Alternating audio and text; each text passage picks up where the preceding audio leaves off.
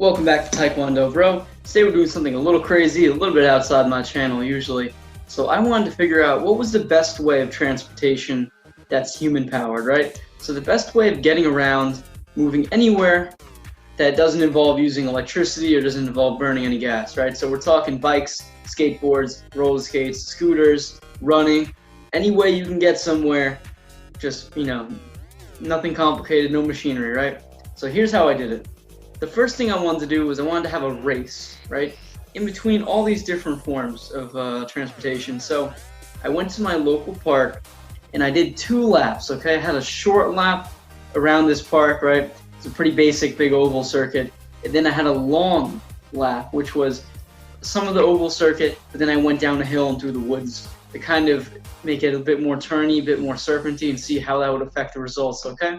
So pretty much I wanted to see which was the fastest, the most comfortable, and the most practical way of getting somewhere. So they all have advantages and disadvantages. I'll go over those in a bit. But first, we're going to get to the times, okay? The lap times. I did it in 2 minutes and 32 seconds. So that's pretty quick. Most of the time there, I was going very quickly, as fast as I could. And even on some of the curvy bits, I had to slow down. Second place was the space scooter. So the space scooter is propelled by this weird chain mechanism that when you lift your legs up and down, it propels you forward. It was pretty quick, and I was even passing some more leisure-paced bicycles, but I could not pass a fast one. Running was third place, so I'm a pretty good runner. Been doing it for a while. I managed to complete it in 5 minutes and 42 seconds around the short course. And it wasn't a sprint, it was more of a little bit of a distance, but I was going pretty quickly. Next is the skateboard, which took me 6 minutes and 12 seconds. So the skateboard is a lot more comfortable pace. You're doing a lot more cruising, but I was still moving at a pretty decent pace, and some of the slower runners were slower than me. And then the last place was the roller skates. So I took those around the same course, and I'm not quite as good at roller skating as I am at biking and skateboarding, but I still managed a pretty decent time, a little bit slower than the skateboard, okay? So that's for the short lap. I have all the times up on the side of the screen. I put them in edit. So we're gonna do a long lap now. So this is a much longer course, probably like twice as long, and a lot more terrain differences, okay? Let's see if that hill affects anything. So first place again was the bike at 4 minutes and 20 seconds. Next was the space scooter at 7 minutes, 33 seconds. Next would be running. I did it in 11 minutes and 47 seconds. Next is the skateboard, pretty close behind it at 13 minutes, 26 seconds. And then we have the roller skates coming in last again for 15 minutes and 37 seconds, okay? So now that we have the speeds of these different forms of transportation, let's talk about what I learned from doing this. And we'll get to the advantages and disadvantages of commuting on any of these vehicles, okay? So, for starters, the bike is by and far the fastest way of commuting without using any electric or gas power. It was very quick. In fact, most of the time, I was probably getting close to 20 miles an hour on the straights. On a bike, I've even gotten up to like 29, 30 once, so they're very quick. And depending on the type of bike, mountain bikes, they can go over some pretty rough terrain, right? But what are the disadvantages of commuting somewhere on a bicycle? Well, one is that they're not very big, but they're also too big to take inside in a lot of different places. So you might need to chain your bike up on one of those bike racks, or if you're in the city, you might need to use a folding bike, which is going to be a lot slower than a normal bike, right? So the disadvantage is that it's a lot larger, harder to transport. If you got to get on a bus, it's a little bit more of an issue. I know some buses have bike racks on them. But so that's the disadvantage of a bike. Great for short travel. You can go pretty far on them, but they're kind of hard to deal with once you get somewhere. Now next, let's go about the space scooter. So the space scooter has a lot of the advantages of the bicycle. It's powered by a chain-driven mechanism that you use your legs to move, right? Now, the space scooter has hard rubber wheels, so they're really small, not quite as stable. At higher speeds, you are more likely to crash, I think, mainly because when you turn the handles, you just lose balance. It's a very tall vehicle.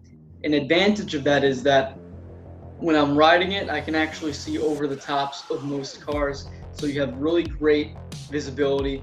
But the small wheels make it harder to hop curbs. So if you need to hop a curve, a bike, you can usually drive over it. The scooter, you might have to actually dismount.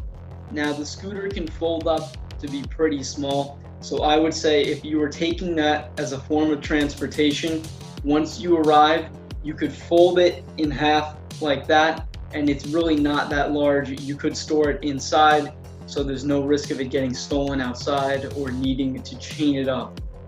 But it's just not as fast. You can see I dropped from a 420 to a 733, and I was trying to get around pretty quickly. So, okay, the next is running, and I'm going to kind of include this in walking too, but the advantage of running is you don't need anything.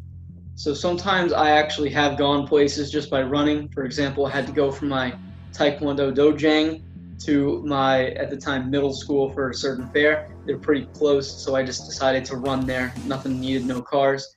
But the disadvantage is that you might sweat a lot. So if you're running, especially in the heat, you're gonna sweat. So if you're trying to go to work, you're not gonna try to show up all sweaty like that.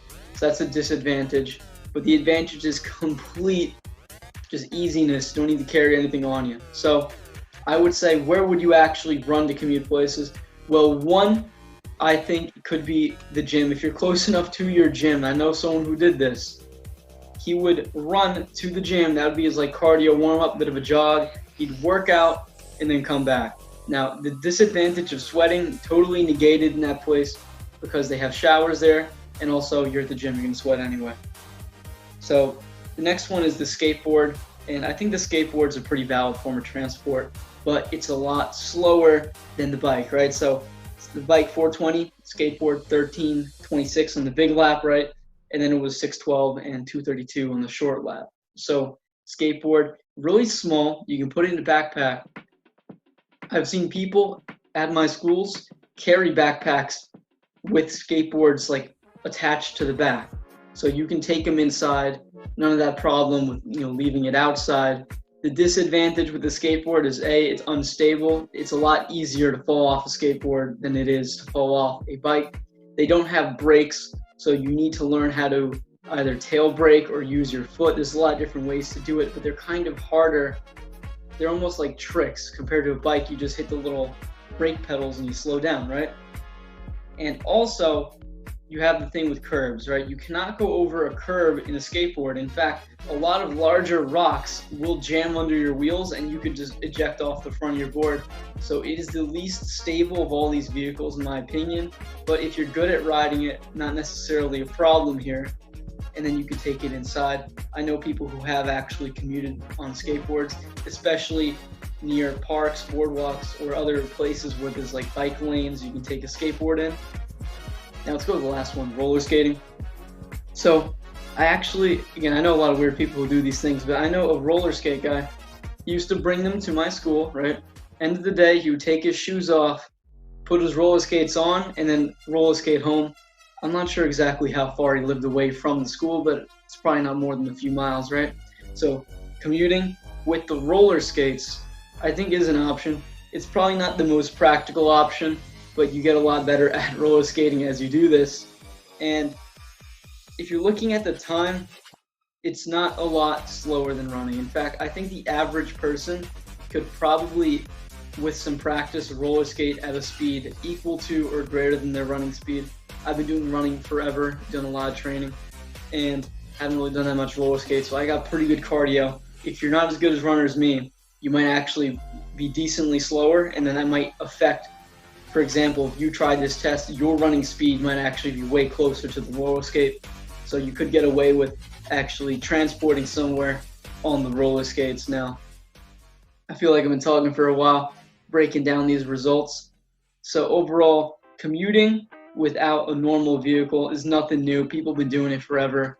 The most common way I see of people doing it is by bicycle. And you can obviously see why. Bicycles can easily hit speeds of 15 to 20 miles an hour without much trouble. They can carry things on them if you got bags. and there's a lot of bike lanes popping up places. So it's a pretty easy way to commute.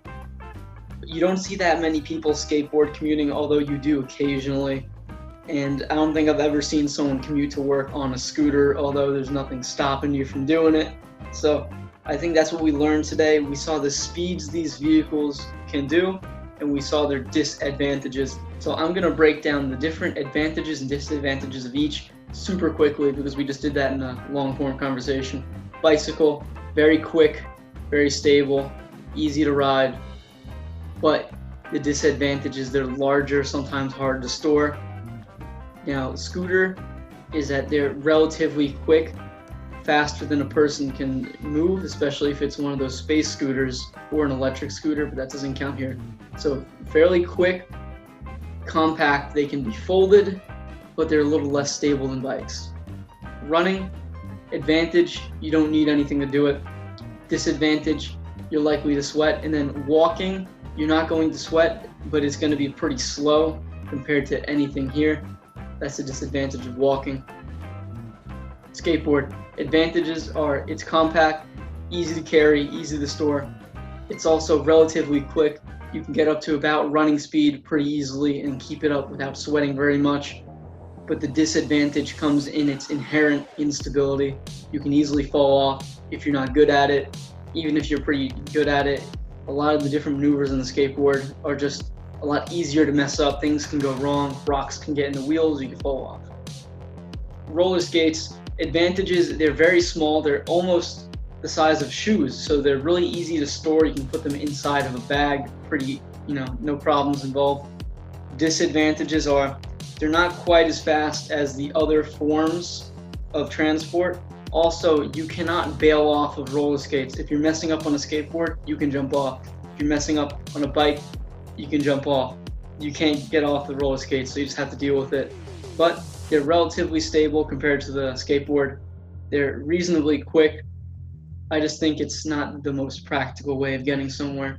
So thank you guys for watching this video. I tried to drop some science to see what was the best way of getting around without using any electric motors or any gas engines, okay? So those are the results. I hope you guys enjoyed, and if you want to commute on these, comment down below. Thanks.